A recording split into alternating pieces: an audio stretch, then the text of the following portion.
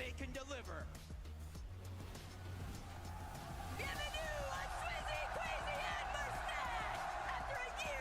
Cinema. Now they're ready to bring the heat to Lyon on the global stage. It's showtime.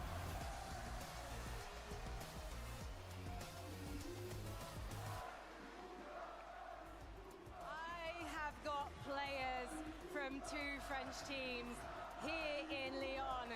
First of all, from Havoc, we have Rux. I can definitely hear the Havoc fans over here. Thank you, Ox.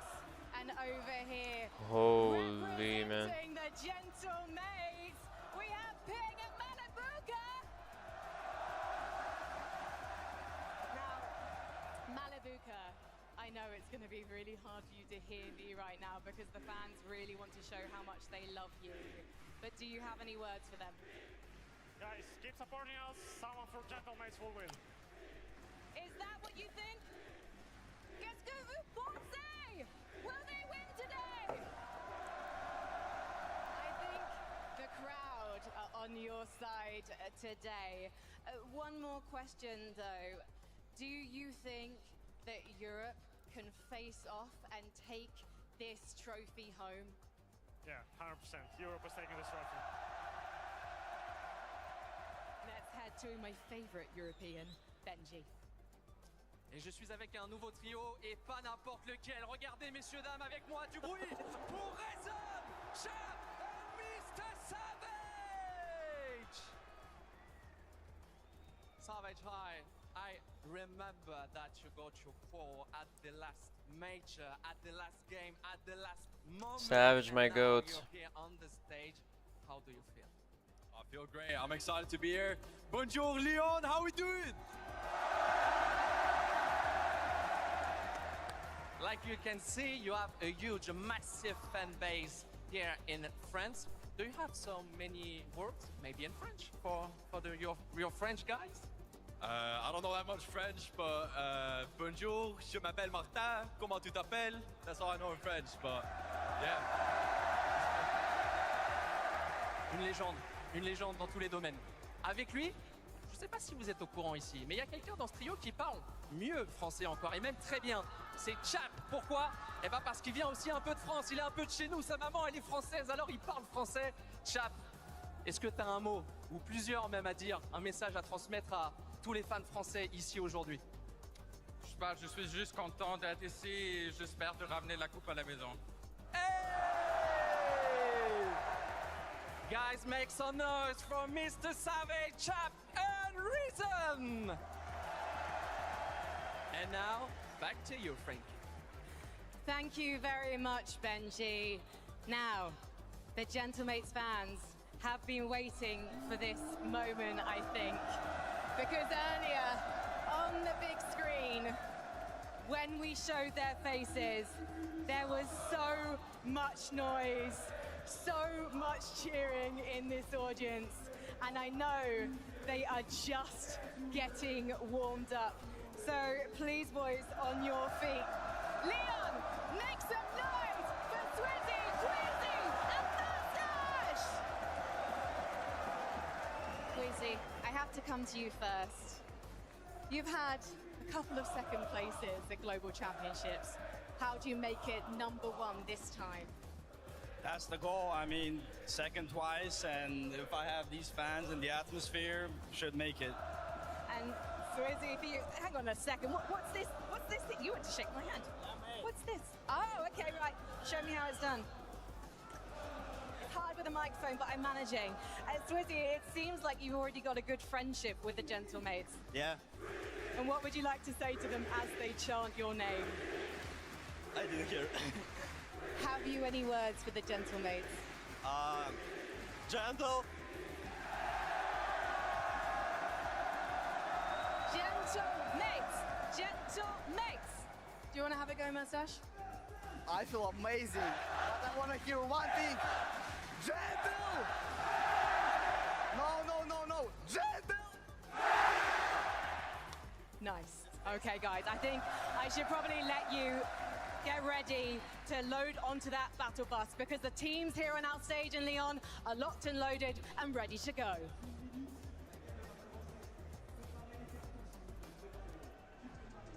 Guys, I have one word for you. Chills.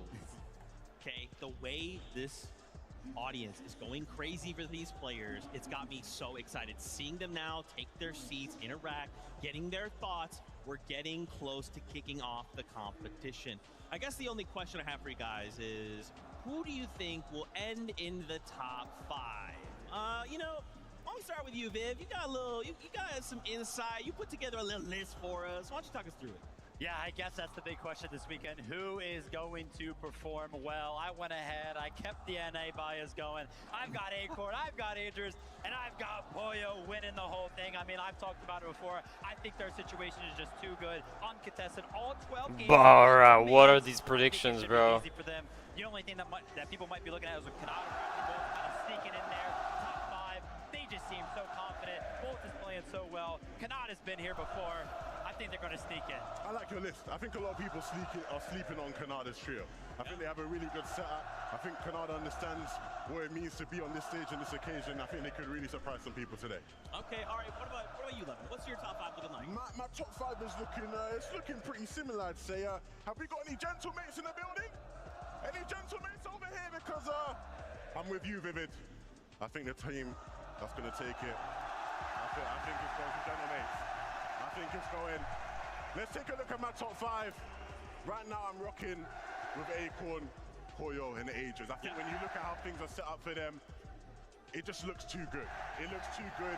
You just don't want to glitz Peter, but winning. I think it's going to carry them. The crowd's going to carry them. I also got Marius Vanya Pixie in there. They've had such a strong year in EU. They've had adversity that they've overcome. Swizzy, Queasy, Mustache in there. I think the team that maybe might surprise people in my list, I got Deemish, Dom, and Pix. I think these guys have been unbelievable all year over on EU.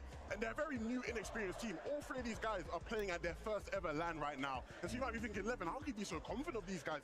Every time we've put them in a situation where we've gone, you're inexperienced, you shouldn't be able to perform, they over-deliver. And I think they'll do the same here this weekend. Man, the list looks so good, guys. I am so excited, and we hope that if you were not able to join us here in person, that we hope that these roars from this crowd breaks through, that you can hear it, and in those moments, get excited with us. This is the Global Championship.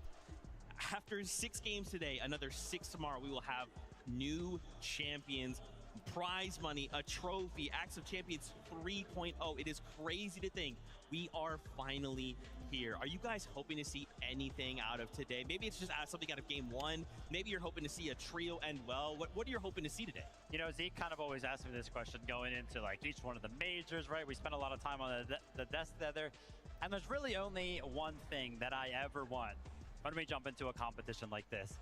I just want good Fortnite. I want to be entertained, and I cannot lie, I don't think that it's even possible for me to not be entertained. All I ever want is a good moment. That's all I ever want. I think we're going to see plenty of them across the next 12 games, but today I think we're going to see people really make their mark on this lobby.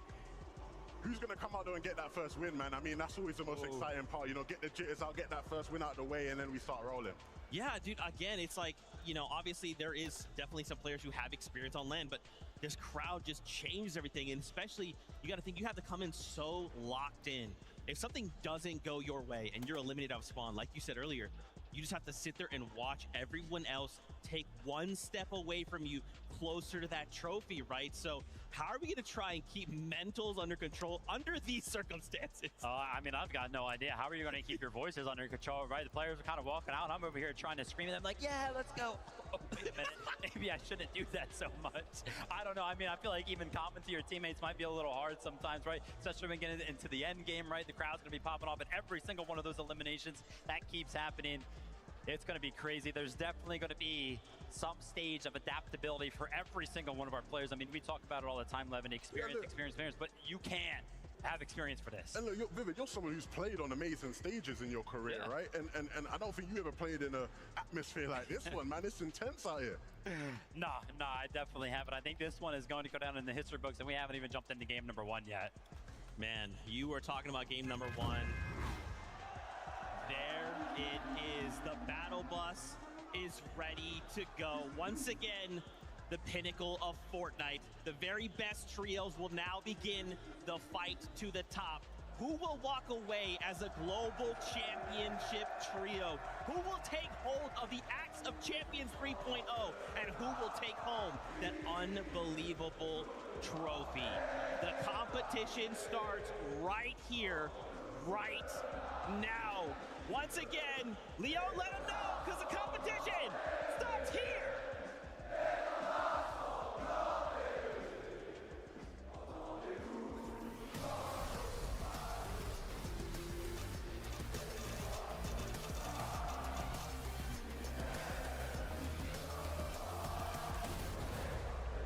The time has come. The Fortnite Global Championship taco all year long. 33 teams from around the world have been battling from major to major to major just to get the opportunity here. If it's not for the money, if it's not for the fame, it's to call yourself the best in the world. It's all about that player pride, Jacob. We know just how much is truly contained amongst so many of these trios competing here today. But starting things off hot already, this is an off-spawn fight that we have been expecting to see. And what I really want to know is the shake-up, the outcome. Prodoxy trying to get that first touchdown. Prodoxy gets the first weapon. Sure enough, Atris on the run, still trying to see if he can score away from this. But Pablo, he's been taken down. Chino's fallen too. It's Tayson with my the God. comeback. Prodoxy trying to see if he can lock it down for his team. But Tayson determined to remove Prodoxy's team. And sure enough, disaster strikes. Prodoxy's trio fully down and out for the count.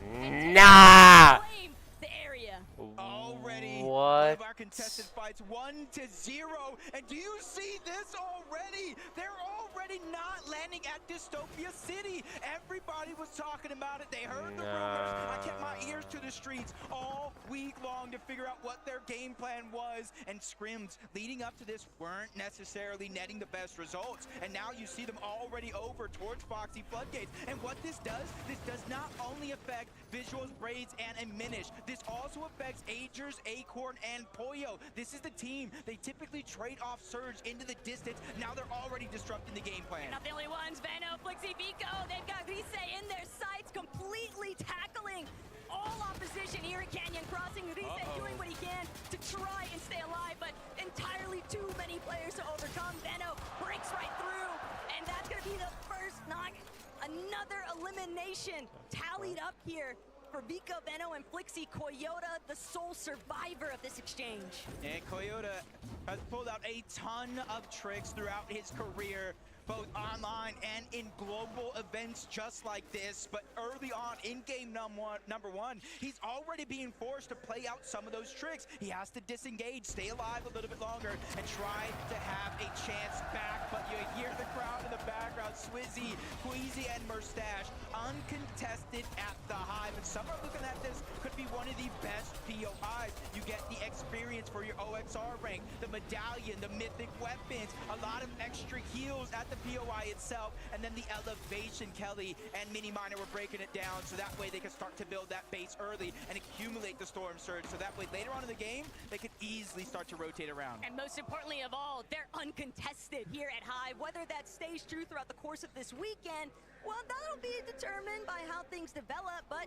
other teams still caught up in a little bit of battle processing at the start of this match. Dystopia City heating up.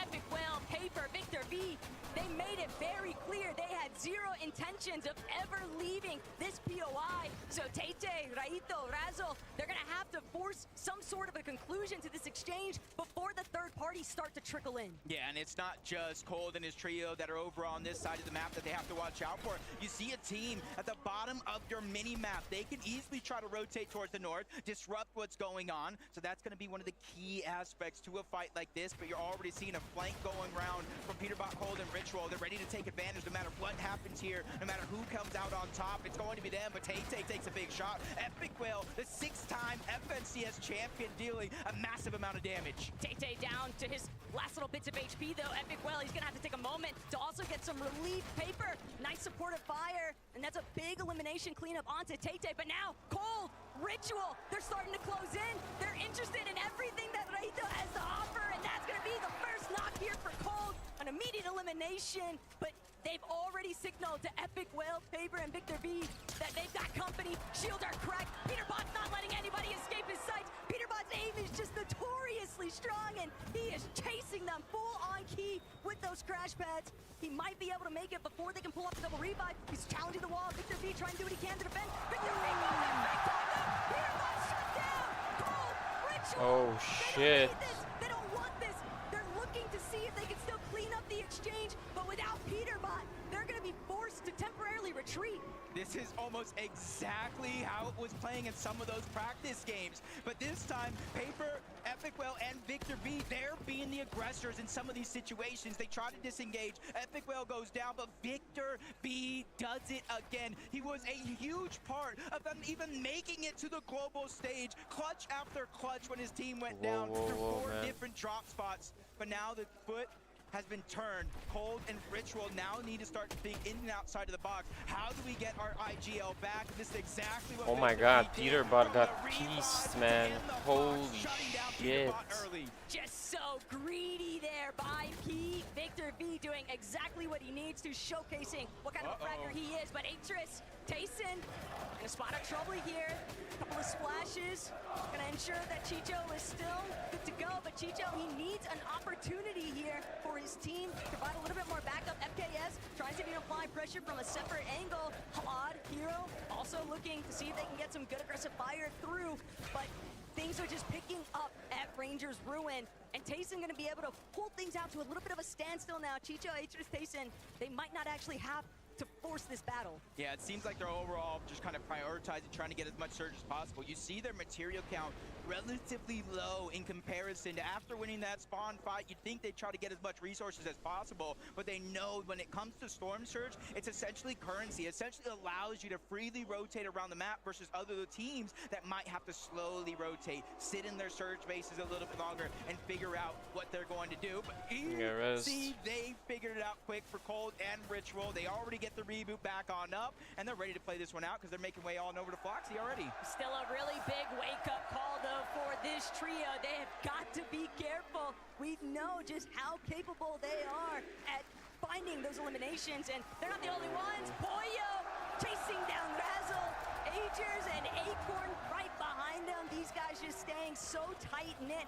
and rolling through this map. They're barely looted up at this point too, Jacob. It just looks like Surge is all theirs to control. Yeah, you can kind of see the crash pads, no audio. Razzle didn't even hear or see it coming. And you see there's no knock, straight elimination. So that team, that was the third one from Dystopia City, is down and out. But fight after fight, Arc, I did see it in the feed. He already got one elimination, and I was talking to them a bunch. You know, me being an NA West fan, this was their game plan all along. Contested or not, they're going to push either toward the north or the south. They feel like these teams are easy to fight, and already that confidence continues to build. But Goofy is just trying to slow things down just a little bit, and Monster shot to take down the shield of Salco. But Arc and School, the IGL and the Fragger, they're still there. They're holding the walls and making sure nobody can get out of this one. I mean, being honest, Arc's been running it all week long inside of the scrim lobbies, inside of the practice room. He is more than content to take up a box fight with anybody, and especially if he's got his teammates right next to him. You can see the confidence from the NA West boys, but Oshi still doing their best to hold their own despite being down a player. It doesn't seem to be deterring them. They know they can't really leave this area because they're likely to be third party. They've got to just find a way to delay and hope that they have that little bit of a saving grace from another team entering the exchange. Uh-oh, I see somebody rotating relatively close. They said, hey, where's our invitation? We want to join this party. We want to figure out how we need to approach this situation, and they're lurking all the way underneath. So it's going to be Salco, School, and Arc, the ones that need to watch out just a little bit. Vortex and Goofy, they're just trying to hold their ground as much as possible. But this is the thing, against a team like Arc, School, and Salco, when you try to hold your ground like this, that's for them a sign of weakness. They're going to continue to put that pressure down. If you look at their material as well, they don't need to disengage out of this fight. They can wait as long as they want, because in essence, they're just denying you time, they're denying you opportunity, and denying the chance to get that reboot back. But it might not be as prime as what it initially appeared, not with Queasy hovering in the distance. You can see they got a little bit of elevation to work with. too. They're bound to take notice of what's going down. E up against Scarpa and Way. What the And fuck that's is gonna this be quality, an bro? easy Yeah, cleanup man, there for YouTube King's ruins team. fucking quality a Feeling lot, or is really it just good me? about that aggressive start. Now over towards Supernova, and already early on, Taco, you can kind of see where the zone is favoring a little bit towards the north, massively towards the west. So even though Clicks, Higgs, and Yamzo haven't had to rotate just yet, they can focus on trying to get as much Storm Surge as possible. They've run into trouble. There's a speed bump in their plan. That's Reet, Cooper, and Curly, and he was very vocal. Reet was. He said, hey, we understand what's going on around the lobby. We've just got to make some things happen. They have two early eliminations. That comes with Storm Surge itself, and they're continuing to rotate through so many other teams' loop paths and pathways. There's also just so much confidence behind Reet and just teaming with a player that has so much faith in themselves. It's bound to just have that trickle-down effect to his teammates. Not to say that Cooper and Curly aren't clearly thinking of themselves in the same way, but it is a huge positive. But every single time this weekend, Jacob, that we see the Gentleman's Malibuca. They want Malibuca to win, huh? Just waiting to find their reposition opportunity. That sole elimination on Malibuca right now, but tailing just behind Yapko, Panzer, and Seti. This could be disastrous if they don't realize what's coming up behind them. Yeah, there's no audio visuals that far away, so they're just going to try to get some easy surge. You see the launch pads coming out. That's a huge signal. Seti and Panzer have to kind of second guess if they want to go for it, because Yapko's just getting beam targeted out of the sky. Just one shot left is all they need, but he possibly leaves that render distance and figures out a way to survive. Heads up to Seti and to Panzer. They not only building that to try to fire back on him, but that coincidentally enough shielded their teammate Yapko for him to survive. They fully protected their trio mate. That's just excellent team play, but pulling back, Baka, Pars, Pump. A little bit tangled up right now north of Supernova Academy. Saad, Snowy, and Ryu, though, arguably in a slightly worse position, but the intention is clear. These two teams very likely to clash here, Jacob. They could both definitely utilize Surge. We know just how high those numbers and that threshold can truly climb.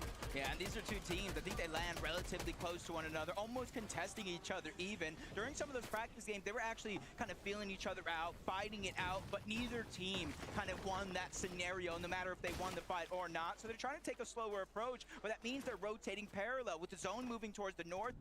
Stay toward the dead side of it all and just try to make sure they have the best chances to survive what could be a very, very chaotic Storm Surge if it does deactivate. And that's why you're seeing so many teams taking that proactive approach to try to gain some elevation, some high ground, and even if it means fighting it out on the Surge base. Hero, he knows Wixie is low. Nobody there to provide a little bit of backup either. That could be the first knock here. Hero with the big opening. FKS going to capitalize immediately, throws that body back into their box space control, and now FKS trying to make the approach from above. Just so aggressive though. Hero's gonna be forced to pull back just a little bit.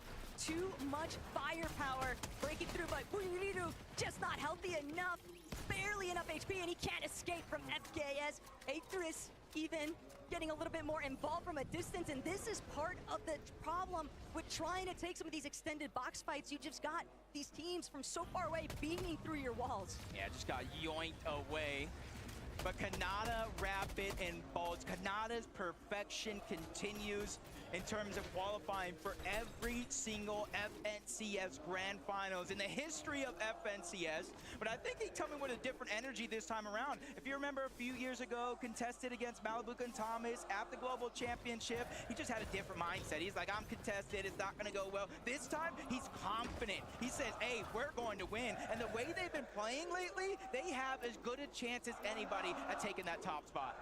A little bit of a sleeper, maybe under the radar team there, but Vanya, The glaze on Malibu is kind of crazy, but hey, that's what we're roll with it, man.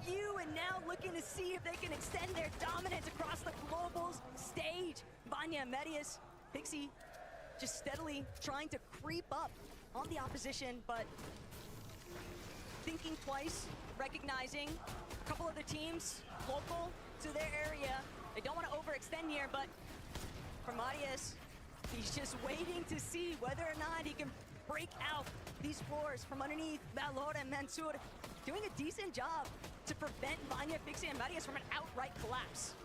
Yeah, and they're just kind of playing as calculated as they can. We've seen a lot of these fights kind of not necessarily end as smoothly and as cleanly as some of these trios would expect, especially with so many third-party potential there. You know, we saw Atrius just kind of yoink that elimination away early on in this game, and now Vanya just trying to target it after. He feels like he has him soloed out, dropped him down